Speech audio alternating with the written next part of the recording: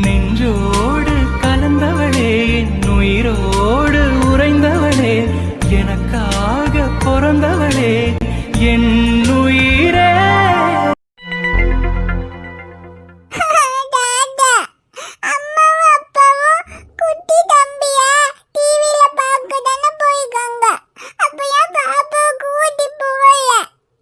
ஐயோடி அம்மா அவங்க போகும்போது உன்கிட்ட ஆஸ்பத்திரிக்கு போகணும்னு சொல்லிட்டு தானே போனாங்க. அப்ப நீயும் சரி அவங்க போகட்டும், நான் தாத்தா பாட்டியோட இருந்துக்கிறேன்னு சொல்லி தானே இருந்த. இப்ப அவங்க போனதுக்கு அப்புறம் ஏன் கூட்டிட்டு போகல, எனக்கும் போகணும்னு சொன்னா என்னமோ பண்றது.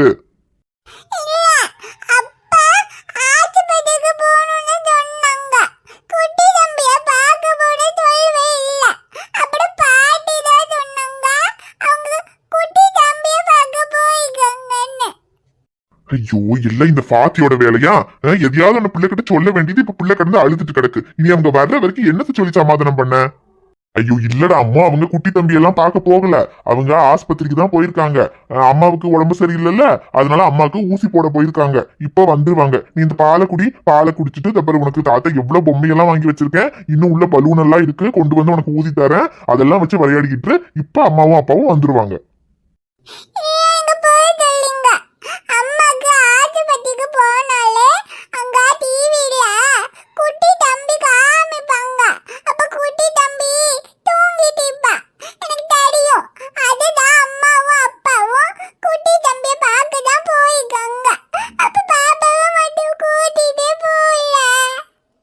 ஐயோ எல்லாம் இந்த பாத்திய சொல்லணும்.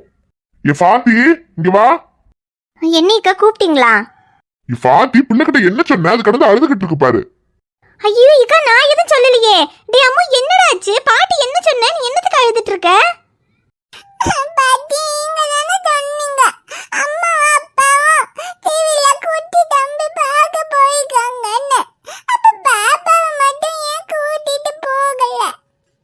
ஐயோ இக்கா அவ என்கிட்ட வந்து அம்மாவும் அப்பாவும் எங்க ஆஸ்பத்திரிக்கா போயிருக்காங்கன்னு கேட்டா. ஆமா அம்மாவுக்கு செக்அப் பண்றதுக்காக ஆஸ்பத்திரிக்கு போயிருக்காங்கன்னு சொன்னேன். அப்ப அங்க டிவியில குட்டி தம்பி எல்லாம் காமிப்பாங்களான்னு கேட்டா. அப்ப நான் இனி ஸ்கேன் பண்ணதானே போயிருக்காங்க, அததான் கேக்குறா போல இருக்குன்னு ஆமான்னு சொன்னேக்கா. அவ்வளவுதான் நான் சொன்னேன். ஐயோ பாத்தி உனக்கு கொஞ்சமாவது அறிவு இருக்கா? அப்படியே சொல்லுவாங்க. புள்ள அப்படியே தான் கேட்டாலும் இல்ல அம்மாக்கு ஊசி போட போயிருக்காங்க இப்ப வருவாங்கன்னு சொல்லணும். ஐயோ இக்கா அவதான் அவங்க ஆஸ்பத்திரிக்கு போகட்டும் இங்க இருக்கேன்னு சொல்லவும் அவ ஏதோ சும்மா விளையாட்டுக்கு கேட்கறான்னு நினைச்சு சொன்னேன். அதை கேட்டுட்டு அவ உட்காந்து அழுவான்னு எனக்கு எப்படி இருக்கா தெரியும்? அது என்ன பாத்தி நீ புள்ளகிட்ட எப்படி பேசணும்னு கூட தெரியல. டேய் அம்மோ இங்க பாரு, அது அம்மாவும் அப்பாவும் அங்க ஆஸ்பத்திரிக்கு தான் போயிருக்காங்க.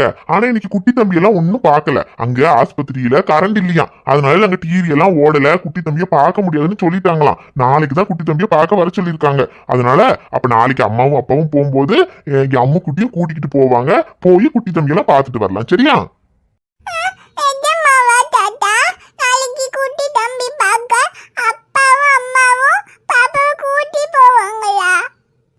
ஆமாண்டா, அப்புறம் உன்னைய கூட்டிட்டு போகாம வேற யாரை கூட்டிட்டு போக போறாங்க? உன்னையதான் கூட்டிட்டு போவாங்க. நாளைக்கு போய் பார்த்துட்டு வரலாம். இப்ப அவங்க அம்மாக்கு ஊசி மட்டும் போட்டுட்டு வந்துருவாங்க. சரியா? நீ அழுகாம இந்த பாலை குடி, அவங்க இப்ப வந்துருவாங்க.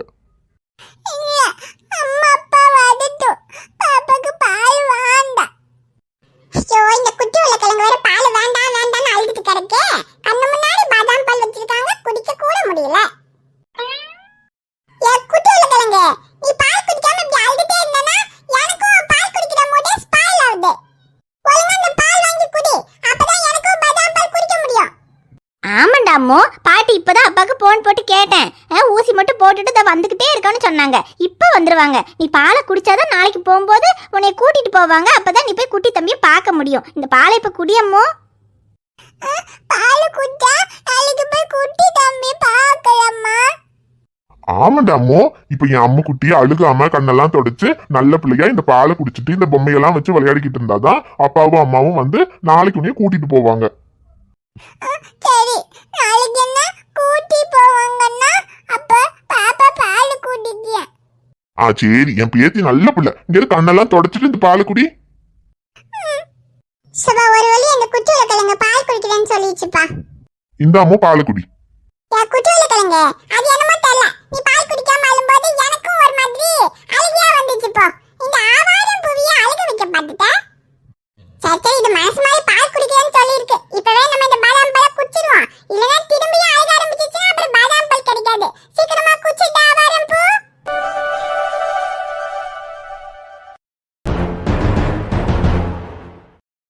மச்சான், யாரு கண்ணில் படாம உன் பொண்டாட்டிய சீக்கிரமா செக்கப் முடிச்சு கூட்டிட்டு போகணும்னு நினைச்சியோ, கரெக்டா அவளே முன்னால நிக்கிறா.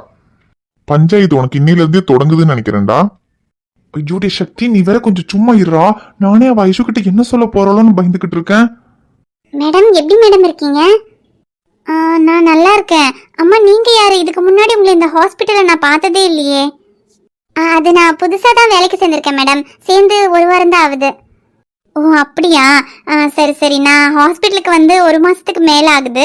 போன மாதம் செக்கப்புக்கு வந்தேன், அதனால தான் எனக்கு தெரியல.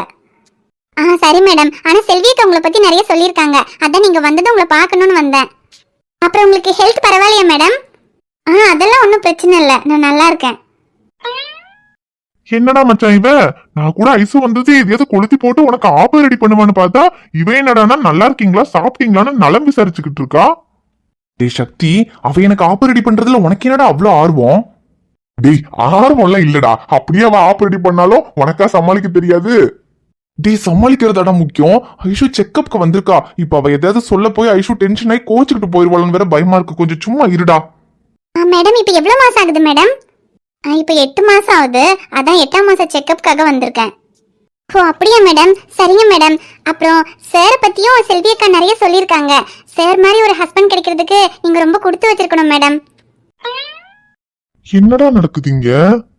ஷமீர் வந்துட்டீங்களா? காலையிலேயே செல்வி உங்களுக்கு கால் பண்ணாங்க, ஏதோ கேட்கணும்னு. நீங்க ஃபோன் கூட எடுக்கலன்னு சொன்னாங்க. அது வேணும், நான் ஊர்ல இருந்து வந்துட்டு இருந்தேன், டிரைவிங்ல இருந்தா தான் ஃபோன் எடுக்கல. சார் நான் செல்வி அக்கா கிட்ட என்னன்னு கேட்டுக்கிறேன். ஓகே ஷமீர். அப்புறம் ஐஷு எப்படி இருக்கீங்க? ஹெல்த் எல்லாம் எதுவும் பிரச்சனை இல்லையே?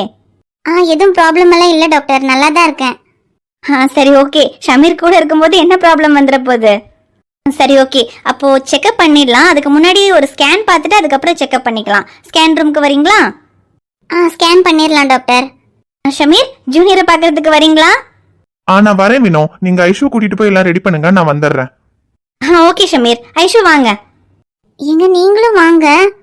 நான் வரேன் ஐஷு. அது செல்வி அக்கா கால் பண்ணிட்டே இருந்தாங்களே, என்னன்னு மட்டும் கேட்டு வந்துடுறேன், நீ உள்ள போ. சரிங்க, சீக்கிரமா வாங்க. வரேன்டா, நீ போ. சார் உங்களுக்காக தான் சார் வெயிட் பண்ணிட்டு இருந்தேன். சாரா?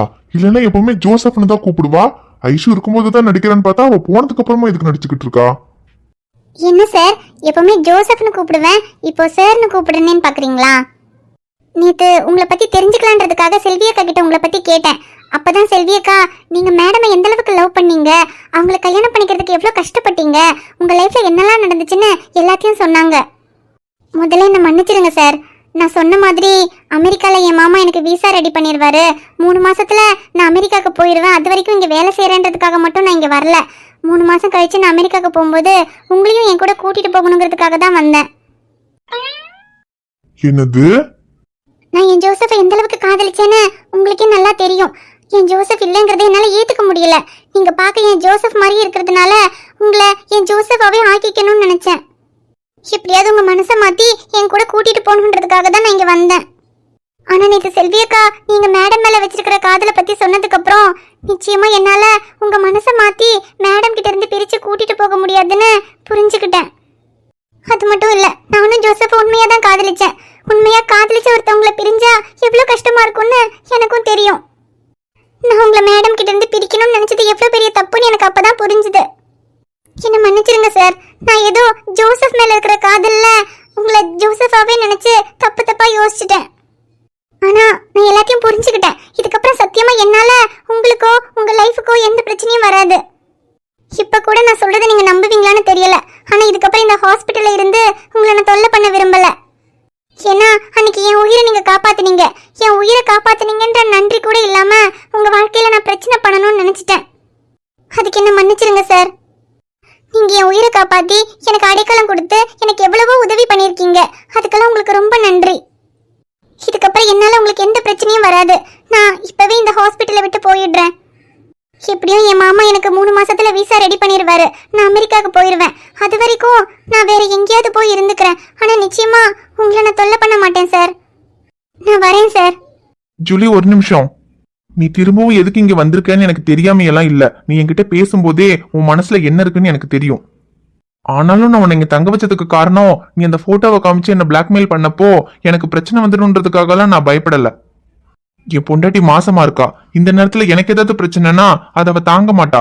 அதுக்காக மட்டும்தான் நான் உனக்கு தங்க வச்சேன். ஆனா இப்போ நீ பண்ணது தப்புன்னு நீயே புரிஞ்சுக்கிட்ட.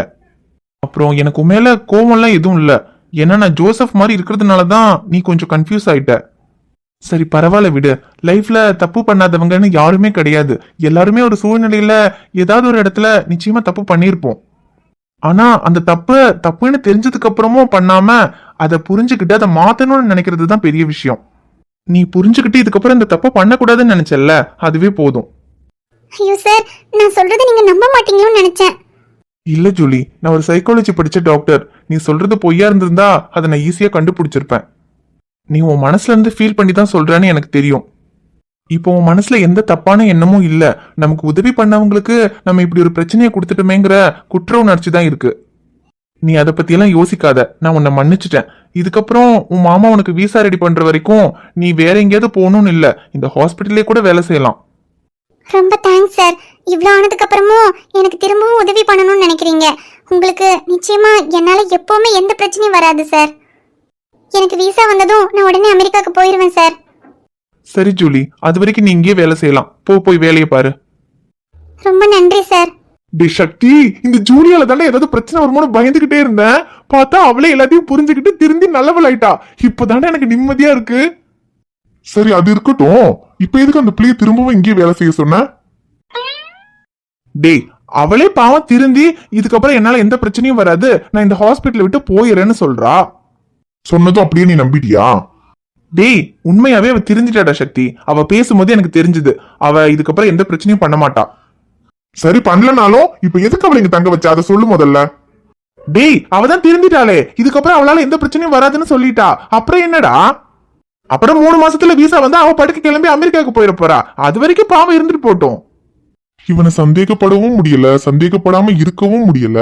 கேட்டா தங்கச்சிம்பான். ஆனா டே சக்தி, ஐஷு வேற மாசமா இருக்கா. இந்த நேரத்துல இந்த ஜூலியாலதான் ஏதாவது பிரச்சனை வந்துருமோன்னு பயந்துகிட்டே இருந்தேன்டா. ஆனா இப்ப ஜூலி பிரச்சனையும் சால்வ் ஆயிடுச்சு. இதுக்கு மேல எந்த பிரச்சனையும் இல்லடா சக்தி. டேய் உன் வாயை வச்சுக்கிட்டு எந்த பிரச்சனையும் இல்லைன்னு மட்டும் சொல்லி தொலைக்காதடா. நீ எப்பெல்லாம் பிரச்சனை இல்ல முடிச்சு போச்சுன்னு சொல்றியோ அப்பெல்லாம் ஏதாவது ஒரு பிரச்சனை வந்து தொலையுது. டேய், இருந்ததே இந்த ஜூலி பிரச்சனை மட்டும்தான், அதுவே முடிச்சு போச்சு. அப்புறம் என்னடா? டேய், பிரச்சனை முடிஞ்சு போச்சுன்னு சொல்லாதடா. அப்புறம் எவனுக்காவது போற பிரச்சனை யூட்டர்ன் எடுத்து வாங்கிட்ட வந்து தொலைஞ்சிட போகுது. வந்தா பாத்துக்கலாம் விட்டுறா சக்தி. ஊர்ல 10-15 ஃப்ரெண்டு வச்சிருக்கலாம், சந்தோஷமா இருக்கான். ஒரே ஒரு ஃப்ரெண்டை வச்சுக்கிட்டு நான் படுற அவஸ்தை இது.